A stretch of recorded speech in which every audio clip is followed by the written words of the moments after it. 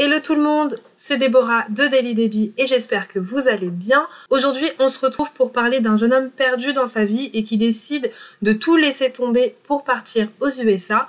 Bref, prenez votre thé, votre café ou un truc à grignoter et on y va.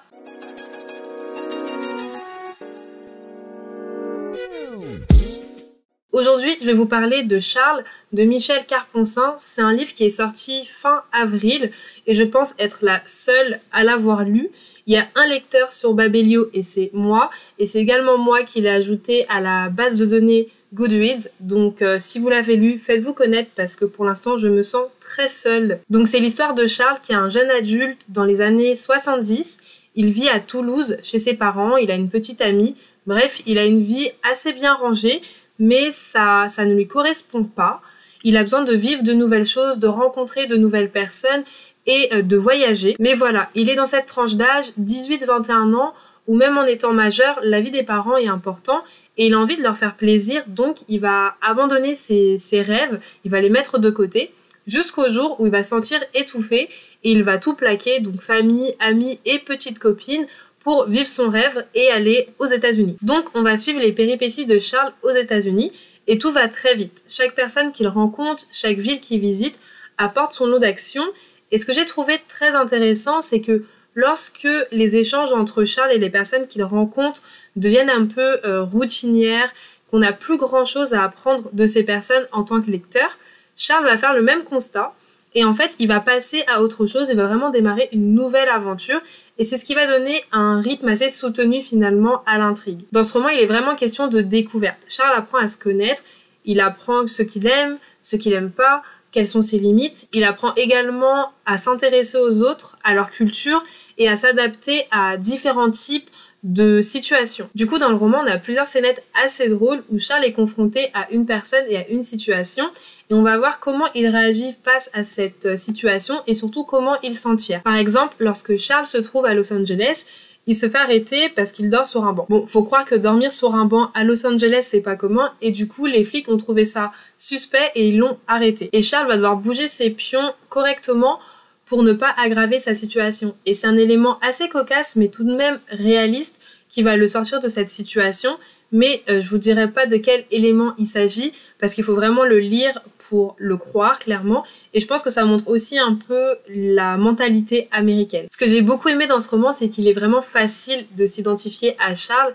Charles, c'est un jeune qui sort du lycée puis de la fac et qui a des rêves plein la tête. Et qui n'a pas de rêve, en fait? On est beaucoup à avoir un rêve qui germe dans notre cerveau durant toute notre scolarité et on n'attend qu'une seule chose, c'est d'atteindre la majorité pour le réaliser, comme si la majorité était notre seul obstacle pour réaliser notre rêve. Bref, on est super naïf. Et du coup, le rêve qui germe au fond de la tête de Charles depuis son enfance, c'est le rêve américain comme on peut le voir dans les films et les séries. Il veut rencontrer des hippies, il veut aller à Central Park, il veut rencontrer de nouvelles personnes qui changeront sa vie à tout jamais. Et j'ai trouvé sa façon de penser attendrissante parce qu'il laisse personne remettre en cause ses rêves. Il préfère voir par lui-même et puis se faire sa propre opinion. Et ce qui en soi est très bien, même si je pense que des fois, il est nécessaire d'écouter les personnes qui ont un peu plus d'expérience pour ne pas faire n'importe quoi. Et ça me permet d'enchaîner avec quelque chose que j'ai moins apprécié. Charles, c'est un personnage très optimiste et c'est clairement un avantage lorsqu'on voyage seul dans un pays étranger et qu'on ne connaît très peu la langue. Mais j'ai trouvé qu'il était assez naïf dans sa façon d'interagir avec les autres et de manière générale, j'ai trouvé qu'il était un peu trop YOLO dans la planification de son voyage.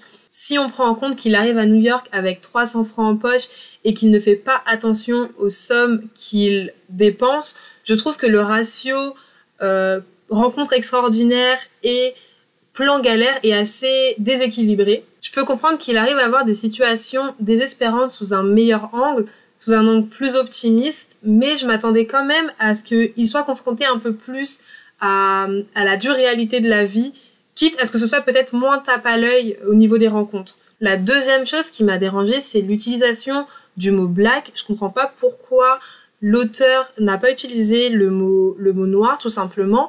La première fois qu'il utilise ce terme, il dit « Charles était le seul blanc au milieu d'une population 100% black. En lisant ce passage, j'ai eu l'impression que l'auteur était un peu mal à l'aise à l'idée d'utiliser le mot black lorsqu'il décrivait une scène où il opposait des personnes blanches et des personnes noires. Et pour atténuer son malaise et tuer dans l'œuf un terme qui, selon lui, aurait pu faire polémique, il a remplacé le mot noir par black. Et en fait, à chaque fois qu'il décrivait une personne noire qui n'était pas à son avantage dans une scène, au lieu de dire noir, il disait black. Et ce qui finit de me convaincre qu'il utilisait le mot black et non noir parce qu'il était mal à l'aise, c'est que de une, lorsque il décrivait une scène avec une personne noire qui ne faisait rien de mal, qui était à son avantage, etc., il disait bien le mot noir. Et la deuxième chose, c'est qu'il montre qu'il a quand même fait quelques recherches dans le sens où il a su utiliser le terme mama, qui est propre à la culture afro, dans le bon contexte. Donc je pense vraiment que c'est une question de malaise et non de méconnaissance.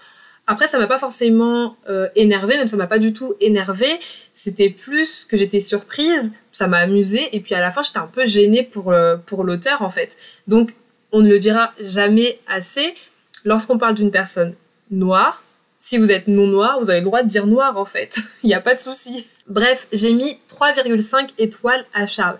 J'ai apprécié ma lecture, je me suis pas forcément ennuyée, mais j'aurais bien apprécié que Charles sorte de la découverte et de la réalisation de son rêve pour se confronter à la réalité et entrer pleinement dans la vie adulte. Malgré les quelques défauts que je trouve au roman, je le recommande aux personnes qui aiment les romans initiatiques et les personnes qui aiment les romans édités et leurs défauts. Je précise bien les romans édités et leurs défauts, c'est très important parce qu'il y a quand même quelques coquilles, il y a quelques fautes d'orthographe.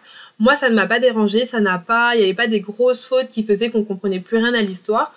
Mais voilà, faut quand même le préciser. Pour finir, si vous avez aimé l'intrigue de Charles ou vous faites partie des heureux élus qui l'ont lu et apprécié, je vous recommande le roman initiatique et auto-édité Atlanta à milieu de mois. C'est l'histoire d'une jeune femme, Atlanta, qui avait tout pour réussir. Donc elle avait un bon diplôme, elle avait le petit copain parfait et finalement tout tourne mal. Mais je vous en dis pas plus, j'ai fait une chronique à ce sujet. Donc si l'histoire vous intéresse, je vous mets le lien dans le petit i. Dites-moi en commentaire si vous avez déjà lu des romans initiatiques et si oui, lesquels. Partagez les bonnes infos. J'espère que la vidéo vous a plu. Si c'est le cas, n'hésitez pas à liker et à vous abonner à la chaîne. Sur ce, on se dit à la prochaine. Je vous envoie des cœurs sucrés. Tchuss!